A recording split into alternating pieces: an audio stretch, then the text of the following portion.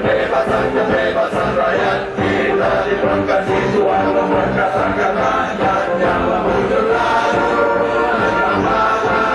perjuangan rakyat Malaysia, memujuk lalu demokrasi rakyat Malaysia. Lihat, mengapa kita ada convention? Mengapa kita perkenalkan buku jingga? Ini sebenarnya atas nama keadilan DAP dan PAS memperlihatkan program kita sebagai satu parti perjuangan yang berbeza dalam pemikiran kita yang lama tentang landscape politik di negara kita. Saya minta rakan-rakan di Sabah ikuti betul-betul. Enough of racial politics. Enough of communal politics. Enough of racism in this country. Enough of corruption and arrogance of power. Yang kita minta sekarang ialah satu pendekatan baru. Kita ulang. Ini bukan parti politik nak ganti ketua menteri dengan seorang tokoh lain dari parti lain. Ini bukan politik nak ganti kabinet di Putrajaya. Ini politik nak ganti seluruh pendekatan pembangunan negara daripada cara lama kepada pendekatan baru untuk rakyat Malaysia seluruhnya. Ini dia rasanya. Kalau kita tidak faham itu, seperti mana saya sebut malam tadi dalam kongres yang diselenggarakan oleh Datuk Kong dan Datuk Kuasanya mengenai masalah tanah, kita masih terperangkap dalam petak lama. Apa dia old politics? Kita ada dominans satu kaum, suku kaum lain cabang, naik dominans suku kaum lain. Ada cakap soal kuasa suku kaum, ada cakap soal kuasa negeri, Sabah ke Sarawak ke Kelantan. Ada yang cakap soal program-program khusus agama dan budaya dan sebagainya. Dia balik bertekuk lama. Perasuah lalu suku kaum satu diganti dengan perasuah suku kaum baru. Rule of law tidak ada. Bala jadi monopoli siapa yang berkuasa. Kontrak dan tender dikuasai oleh keluarga dan kroni yang berkuasa. Tak kira suku kaum mana. Apa beza? Dulu kita diperintah oleh penjajah Inggeris. Ganti dengan pribumi. Dari Afrika, Asia, Arab dan sekarang berlaku di Tunisia dan Mesir. Tetapi sistem memperbudakkan, memperhamba rakyat berterusan. Rakyat masih dianggap kelas 2. Satu Malaysia maknanya satu bagi golongan kaya yang berkuasa, satu untuk mereka rampok kekayaan, satu untuk mereka ambil bala, satu untuk mereka ambil kekayaan. Dan kelas 2 Malaysia yang satu lagi itu Malaysia di Kundasang, di Keningau, di Papat, Malaysia di Tawau, sempurna. Malaysia rakyat yang hidup merempat, harga barang naik, gaji tidak naik, kesusahan, balak dia lihat lori ulang alik, dia tidak dapat apa-apa. Ini yang patut dia bawa. Sudah, sebab itu saya katakan dalam buku jingga kita berbicara tentang dasar yang berbeza. Sebab itu susah. Sebab itu kita berlawan dengan cukup sukar. Paling akhir minggu lalu sudah tahu di Semenanjung salah seorang ahli parlimen kita, ahli parlimen Padang Serai, dia lompat parti. Setiausaha Agung Keadilan kemukakan cek, contoh cek, bukan contoh, salinan cek sah 1.4 juta ringgit yang dia boleh beli cash sebidang tanah. Sudah bayangkan? Maknanya Perdana Menteri Datuk Seri Najib, Ketua Menteri Sabah, kerja dia mesti pecahkan. Harga satu orang ahli parlimen, ini satu projek 1.4 juta means nothing, because they will have to retain power at all cost. What is 1.5 million or 1.4 million to UMNO and Barisan Nasional? Nothing. They'll buy. Jadi saya dah ingatkan, di Sabah ini pun, I will not be surprised. Saya tidak akan terkejut kalau mereka cari apa juga cara lain untuk beli Ubud. If they can threaten, they will threaten. If they will intimidate, they will intimidate. If they will buy, they will buy. You know why? Sebab dia nak terus kontrol balak dan tender dan kontrak berbilion ringgit. They are prepared to sacrifice and spend that 10, 20, 30 million ringgit just to retain power. So I'm giving a clear message to our friends in Sabah. Muslims, Christians, Buddhists, doesn't matter. Kadazan, dusun, murud, bajau, suluk, tanpa kira. Kita pilih yang terbaik, yang amanah, yang ada integriti. Bukan kita pilih orang berdasarkan warna kulit dan keturunannya. Ini selamatkan. Tapi bedanya ialah kita kena sensitif, kita kena peka.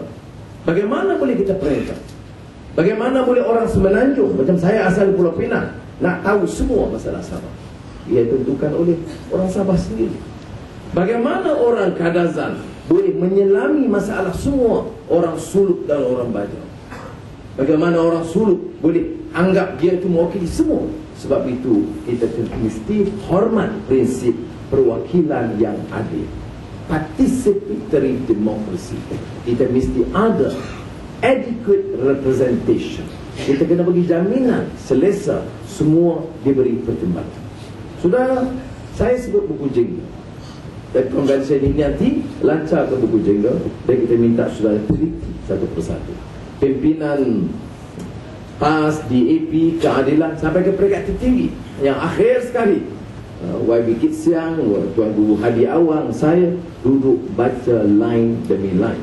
Kemudian rojok kepada pimpinan Sabah dan Sarawak, tidak mahu mana-mana kenyataan kita yang tidak disenangi oleh Sabah Sarawak, dan kita mahu pandangan Sabah Sarawak dimasukkan di situ.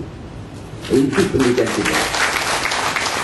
Saya nak tanya, dalam sejarah politik tanah air, pernahkah perkara ini berlaku? Never. I served in the cabinet. I was acting Prime Minister. It was never the tradition nor culture in our politics or Barisan Nasional politics that we take into consideration all views, sentiments and aspirations. So, bila bicara tentang Pakatan Rakyat, ini pendirian dia. Sebab itu kita masuk soal royalty. Ada orang kata royalty ini bagi begitu je. Tak. Saya nak beritahu. Kita bagi dengan strict, dengan peraturan yang ketat. Kerana yang rasuah itu bukan saja orang Melaka atau orang Pahang, orang Sabah pun banyak rasuah. Bukan saja Muslim atau Kristian atau Budi, semuanya pernah terpalit. Sebab itu peraturan itu mesti dipatuhi oleh semua. Sebab itu saya tidak pernah tertarik dengan sentimen-sentimen negeri, sentimen suku kaum ini.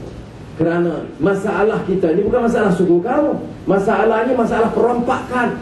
Orang yang pandai rompak itu, tanyalah kalau sejarah Sabah. Muslim pun pandai rompak, Kadazan pun pandai rompak, Bajau pun pandai rompak, Bugis pun pandai rompak. Jadi yang kita nak lawan ini, orang Kadazan, orang Dusun, orang Bugis, orang Suluk bangkit menentang rompakan dan rasuah di negeri kita sebagai satu pasukan. Dan ini yang saya katakan minda politik baru. Bila dibawa di Semenanjung, apa isunya? Diberitahu kalau Anwar Ning Aziz ni perintah, dia akan serah negeri dan negara Malaysia ini kepada Kit Siang, Guan Eng dan DAP. Habis kita ditelan oleh China. Di kampung-kampung itu kempen. Oleh kerana saya bawa isu Allah, bukan kerana ini kompromi politik, ini keyakinan saya. Saya jelaskan semalam. Saya ulang. Tanya orang Muslim, Muhammad Rasulullah, bin apa? Bin Abdullah. Abdullah tu nama zaman Islam ke zaman sebelum Islam? Sebelum Islam. Berapa tahun? 40, 60, 70 tahun sebelum lahirnya, sebelum Nabi Muhammad jadi Rasul. Jadi nama itu pun sebelum Islam. Nama Abdullah, nama Allah itu digunakan sebelum Islam. Apa hak kita nak larang orang ulang dengan tujuan baik? Kalau orang Kristian guna Allah dengan menghina, mengecam, kita bantah. Dia guna sebagai keluar.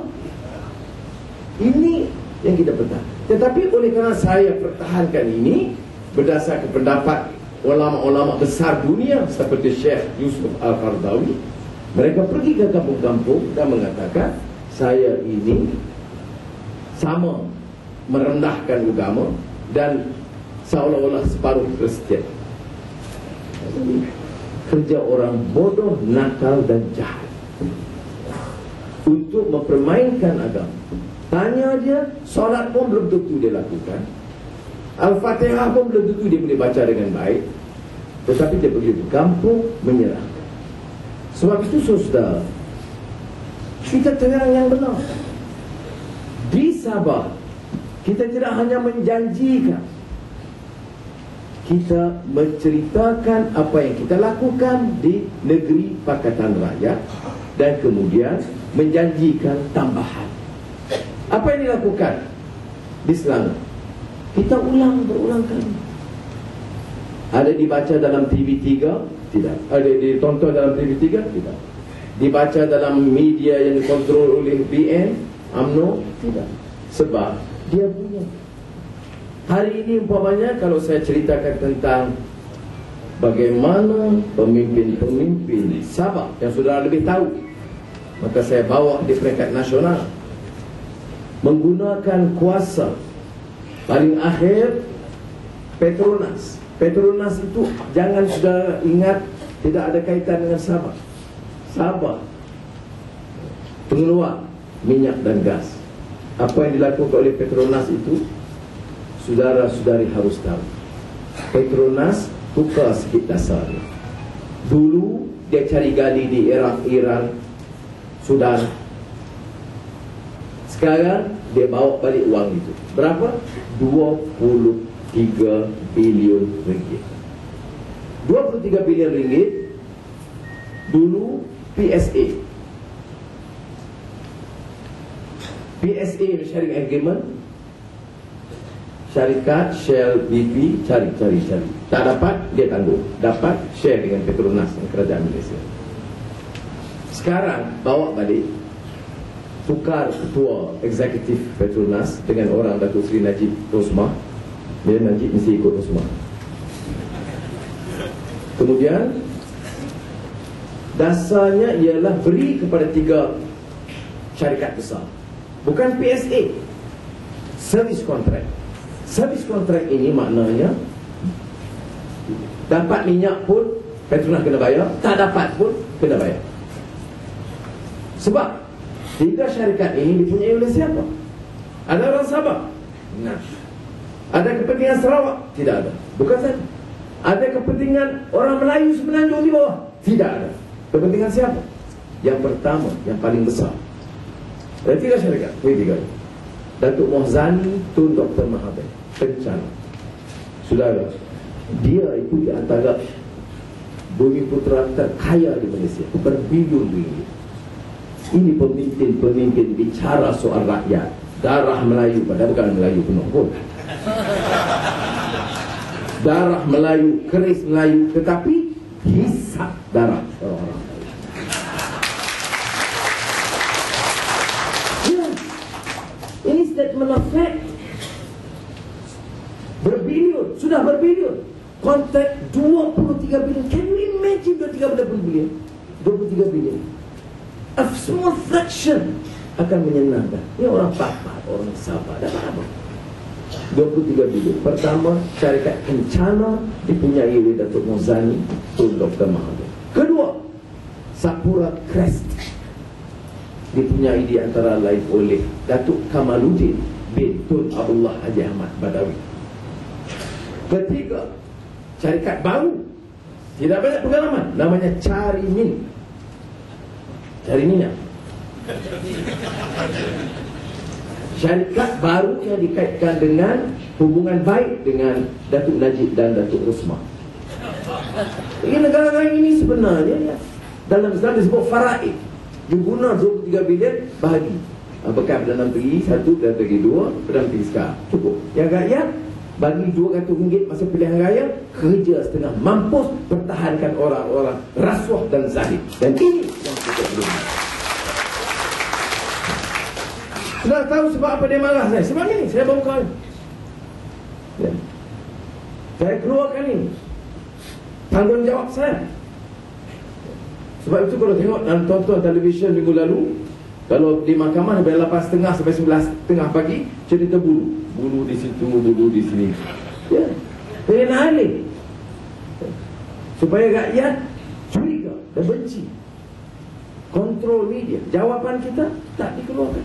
Sudah bayangkan, media Sabah besok cerita, Saudara Anwar Ibrahim dalam ucapan ini papar pagi tadi telah menyebut tentang kontrak Petronas 23 bilion yang dibahagi kepada 3 syarikat utama di negara. Anak Mahathir, anak Dola dan sahabat kroni Najib dan Rosmah. Saya nak keluar sebab apa? Tak keluar. Sebab itu kita kena kerja kuat.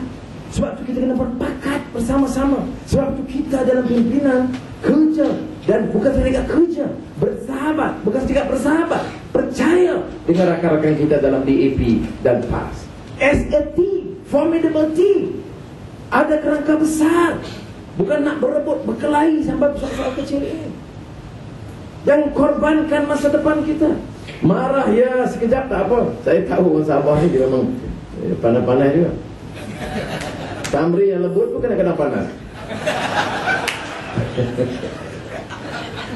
Aku saya my brothers and sisters, I can joke juga. Jadi itu satu. Nah, saya keluarkan bulan lalu. Sebab itu saya digantung di parlimen. Fikir, ahli parlimen digantung gitu. Ingat bapa dengan parlimen.